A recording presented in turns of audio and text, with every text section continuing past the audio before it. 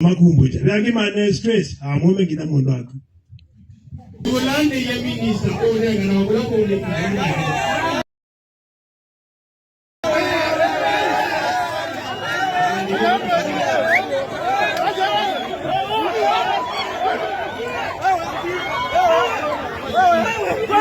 kwenda kabisa kwenda huko. Kwa majina anaitwa Peter, jina linalojulikana sana naitwa Bonge.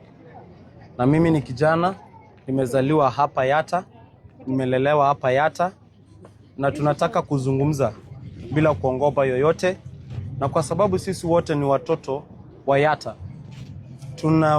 Tunaombea amani hapa kwetu Yatta. Tunataka kuzungumza na mbunge ambaye tuko naye, ambaye anaitwa Robert Basil. Robert Basil juzi ametoa usemi kwa mazishi pale mahali kunaitwa Mathingao. Akasema wale wazee ambao wamekufa, bibi zao ndio waliwapatia shinikizo la maisha wakakufa. Hiyo maneno ni ukweli kweli? Uongo hiyo.